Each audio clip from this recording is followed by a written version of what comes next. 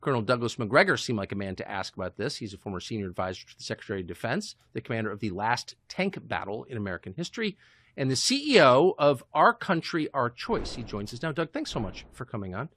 Now, I don't want to jump to a lot of conclusions about this, but since you are, in addition to all the other things I mentioned, a military historian, assess, if you would, the wisdom of allowing people to invade your country and then handing them automatic weapons.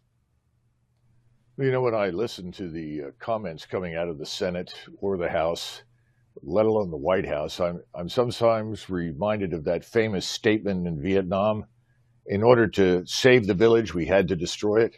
Yes. I get the impression that's the plan in Washington. We have to destroy the country in order to save it. Clearly. At least, I guess, from the standpoint of everybody in Washington, whatever happened before they arrived was wrong, and the brave new world must be built in the future on the ruins of the past. And they're doing a pretty good job of trying to make that work. The military is a good example of it. And military institutions take decades to build. They're resilient in most cases because of the human capital that replenishes them on a routine basis. We're having problems recruiting for a very simple reason. People that have been through this over the last 20, 30 years have said, what are we doing? What's the point of being in the military? We go to these places, they look around in Iraq or they look around in Afghanistan and they say, there's nothing here. What am I doing here? Oh, well, you're building democracy. And people burst out laughing. It's nonsense. Of course it's nonsense. How is this defending America? And I think that's a huge part of the problem. If you were to ask 100,000 men, white, black, or otherwise, who call themselves Americans, what are you ready to do? They're ready to defend the United States. But they don't see much evidence that we're defending the United States. If anything, we've walked away from that in favor of what? Defending Ukraine or defending parts of the Middle East? This is not what we signed up for, and I think that's a huge issue as well.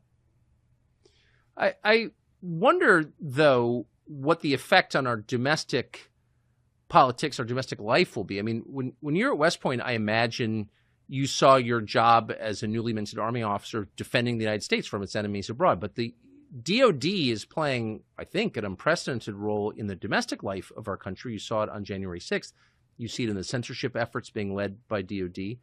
So should we be a little nervous about the idea of arming foreigners, lawbreakers, people who've broken federal law, and handing them weapons? Like, why would we be crazy to worry that that might be used against us?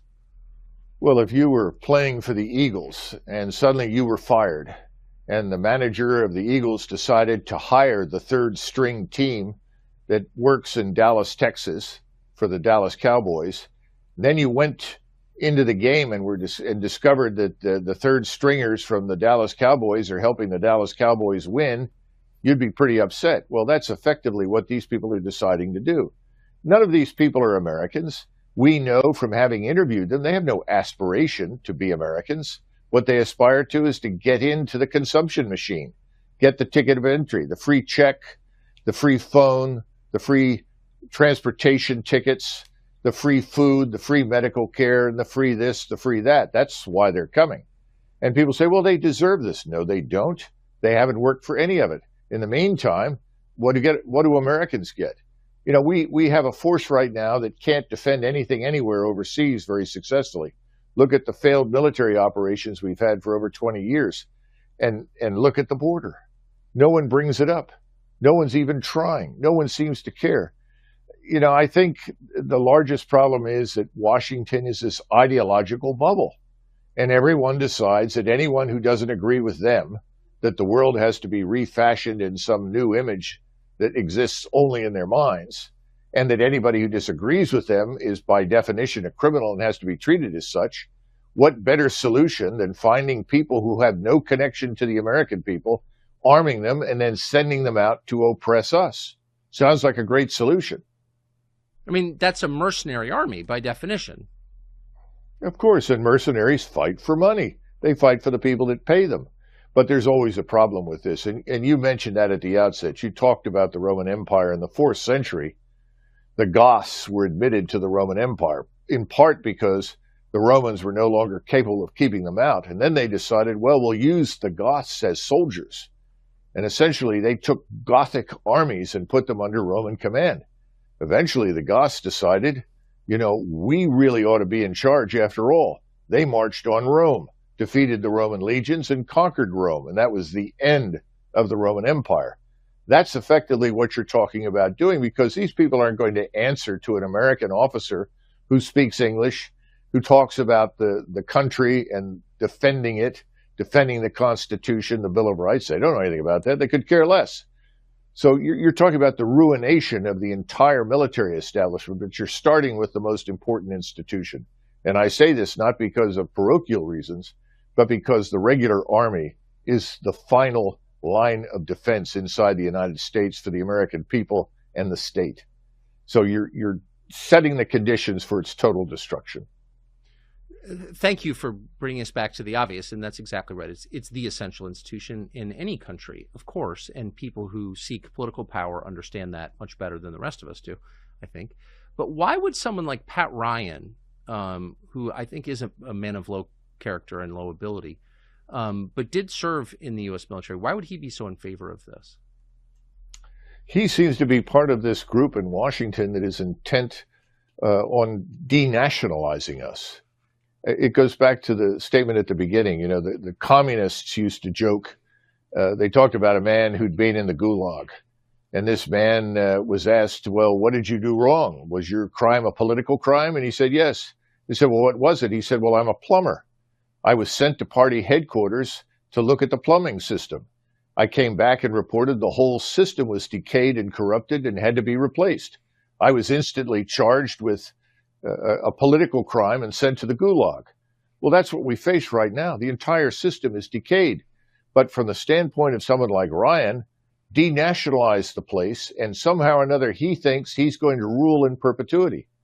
He thinks that he'll never be removed. There will never be accountability for anything that he does, because the vast unwashed masses have no sense of identity. They don't know who they are. They have no culture. They have nowhere to call home.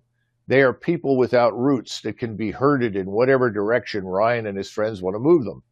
I think in the backs of their minds, maybe in the frontal lobe, I don't know. That's what they have in mind. That's what they want. They want a nation of mindless consumers, sheep, who will simply move wherever they're sent.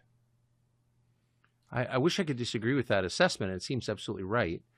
Allowing people who break our laws, who are part of an invasion of our country, to have automatic weapons in the military is so insane that you wouldn't think it would have any chance of becoming a law, and yet I sense it does. What do you think the likelihood of this happening is? Well, I think people should look at some of the film footage from New York City and other cities in the country where large numbers of illegal migrants have been transported and set down. And these people, in many cases, are effectively rioting. They're committing acts of violence, criminality against the local population. They, of course, are effectively patted on the back, released from custody, and sent back out into the population to repeat their behavior. But if you look at some of this film footage and how upset these people are with us because we're feeding them food that they don't like. They're complaining. They're not getting what they came for. They want different food. They want different care. They're being put in hotels, 5-star hotels, $400 and $500 a night or more, and that's not good enough. And so they complain and they confront the police. What happens when you arm those people? Do they miraculously transform overnight into stalwart members of the American society and community? I doubt it. I mean, I'll just ask you one more time. Do you think this could happen? I mean, do you think Congress is insane enough to allow this? Are there enough people with common sense or love of country to stop it? What's your guess? Well, you're asking the question that we ask every day in Our Country, Our Choice. We think the answer is yes. There are plenty of people to stop it. The problem is Washington is donor occupied. Yeah, that's for sure. Donor occupied. The donors own the political figures. So what do the donors want? You've heard the expression, donors win elections, not voters. Well, if the voter isn't winning the election and the donor is winning it, are these policies not a function of the people delivering huge quantities of cash to the Hill, whether they're part of the pharmaceutical industry, a foreign lobby, or a defense lobby or something else? So who are the people in Washington responding to? They're not responding to me. I don't think they're responding to you. And I don't think most Americans feel that they're responsive at all. So the problem is not, do we have Americans who care? Of course we do. We have millions of them. We're not alone, but we're not in power, Tucker. That's the problem. Doug Macgregor, thank you so much for your time today. That was bracing. Sure. Thank you, Tucker. Doug Macgregor, CEO of Our Country, Our Choice.